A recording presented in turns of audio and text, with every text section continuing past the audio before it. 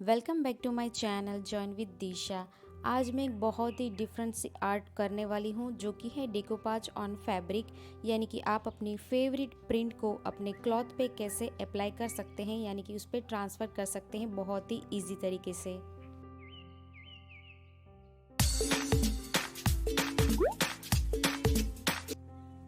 तो डेकोपाज करने के लिए हमें क्या क्या चीज़ें लगेगी, मैंने यहाँ पे कुशन कवर लिया है स्क्वायर का, और डेकोपाज टिश्यू लिए हैं। आप डेकोपाज पेपर भी ले सकते हैं। कुछ इस तरीके की फंकी प्रिंट आप यूज़ कर सकते हैं ताकि दिखने में बहुत ही यूज़फुल लगे। और यहाँ पे सबसे इम्पॉर्टेंट बात, आपको डेको मैजिक फैब्रिक ग्लू लेना है, जिसका लिंक आपको नीचे डिस्क्रिप्शन बॉक्स में मिल जाएगा। यहाँ पे दूसरा मैं एक आर्ट भी करने वाली हूँ जो कि है एक जूट बैग, और यानी कि जिपर बैग के ऊपर डेकोपाज पेपर से आपको करके बताऊँगी।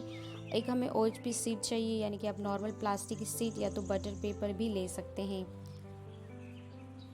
मैं यहाँ पे एक कुशन कवर ले रही हूँ। आप ये ध्यान में रखें कि आप जो भी क्लॉथ ले रहे हैं उसमें कोई भी रिंकल्स नहीं होनी चाहिए, आप उसको आयरन करके ही यूज़ कीजिए।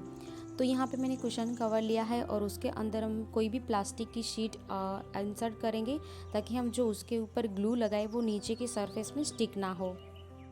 आप कोई भी हार्ड प्लास्टिक यहाँ पे यूज़ कर सकते हैं। अब हमें यहाँ पे डेको फैब्रिक ग्लू और थोड़ा सा पानी लगेगा। पानी में हम थोड़ा सा ब्रश पहले डिप करते जाएंगे और ग्लू लगाते जाएंगे ताकि हमारा ब्रश जब आप डायरेक्ट ग्लू अप्लाई करेंगे तो आपका ब्रश दूसरी बार यूज़ करने के लायक नहीं रहेगा। अब जो भी प्रिंट है उसके अकॉर्डिंग आप जहाँ पे भी आप प्रिंट करना चाहते हैं वहाँ पे आप ग्लू अप्लाई करते जाइए। आपको ग्लू अच्छी क्वांटिटी में लगाना है, नहीं तो आपका जो पेपर है वो कहीं से स्टिक नहीं होगा, तो बाद में वॉश करने के बाद वो निकलता जाएगा। अब इसे कम से कम आधे घंटे के लिए ड्राई होने के लिए छोड़ देना है। अभी अच्छी तरीके से ड्राई हो चुका है। अब यहाँ पे मैं ले रही हूँ डेकोपाज नैपकिन पेपर, यानी कि डेकोपाज टिश्यू पेपर। इसका जो सबसे फर्स्ट वाला लेयर होता है वो हमें स्टिक करना है। अब ये बात ध्यान में रखें कि डायरेक्टली अप्लाई ना करें। अगर डायरेक्टली अप्लाई करते हैं तो आप वॉश करने के बाद जो ऊपर की लेयर्स होती हैं वो निकल जाएगी। तो हमें जो प्रिंट वाला लेयर है वही यहाँ पे रखना है, और जहाँ पे आपने ग्लू लगाया है वहीं पे आप उसे स्टिक कर दीजिए। धीरे धीरे इस तरीके से स्टिक कर दीजिए। कोई बात नहीं, आपका जो ग्लू है वो ड्राई हो चुका है। अब यहाँ पे इसके ऊपर आप बटर पेपर भी ले सकते हैं या तो फिर एल्यूमिनियम फॉइल भी ले सकते हैं। और हमें एक अच्छी सी आयरन लेनी है और उसे हल्का सा गर्म करके हम इसके ऊपर इस तरीके से लगाते जाएंगे। आपका ग्लू आपने जब ड्राई किया था तो वो ड्राई हो चुका है। अब आप उसे आयरन करते हैं तो अच्छी तरीके से मेल्ट हो जाता है और आपका जो डेकोपाज पेपर है वो उसके ऊपर स्टिक होता जाएगा। तो सभी जगह से अच्छी तरीके से आयरन करके हमें इसे स्टिक कर देना है। आप डायरेक्टली जब ग्लू के ऊपर डेकोपाज ट्रांसफ़र करते हैं तो बीच में वो रिंकल्स होते हैं, बबल्स रह जाती हैं, तो बाद में फट जाता है। तो आप इस तरीके से कर सकते हैं, क्योंकि आयरन करने से आपका जो नीचे का ग्लू है वो मेल्ट हो जाएगा और आपका फैब्रिक अच्छी तरीके से अपने डेकोपाज को स्टिक कर लेगा। अब अच्छी तरीके से आयरन करने के बाद हमें इसके ऊपर एक लेयर लगानी है डेको फैब्रिक ग्लू की, ताकि ऊपर से भी हमारा जो डेकोपाज पेपर है वो स्टिक हो जाए। आप ऊपर से जब भी ग्लू लगाते हैं तो बहुत ही स्लो हाथों से आप लगाएं, नहीं तो वो बीच बीच में से कहीं एयर बबल्स रह जाते हैं तो बाद में वो दिक्कत आती है। तो बहुत ही स्लोली से इसे करना है और कम्प्लीटली इसे ड्राई होने के लिए छोड़ देना है, कम से कम 2 दिन के लिए।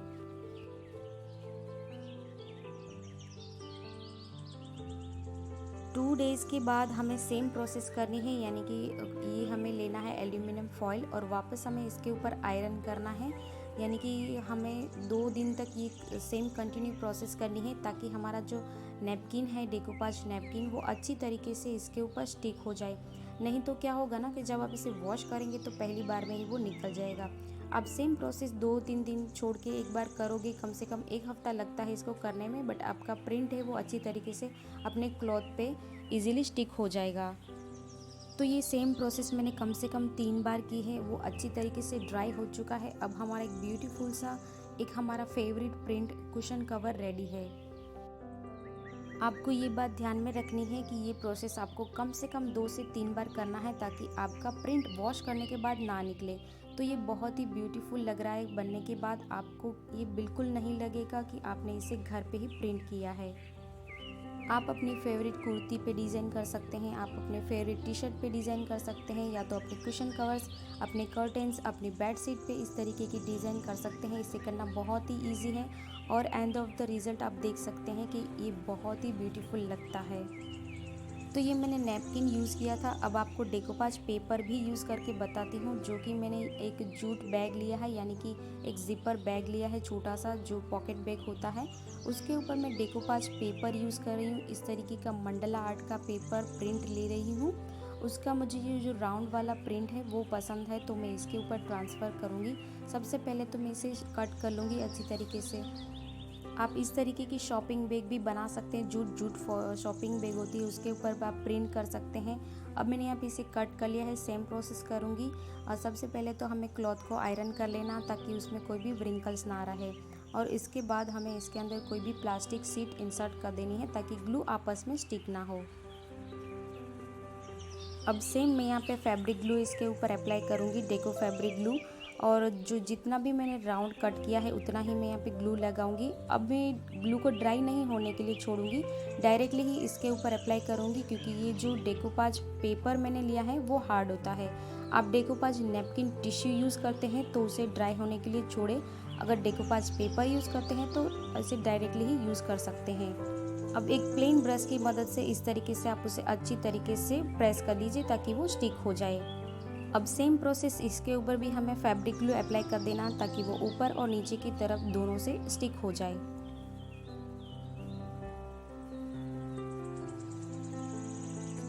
अब मैंने फैब्रिक ग्लू को कम से कम हाफ आवर के लिए ड्राई होने के लिए छोड़ दिया था। अब ऊपर नीचे तरफ दोनों तरफ ये ड्राई हो चुका है कम्प्लीटली।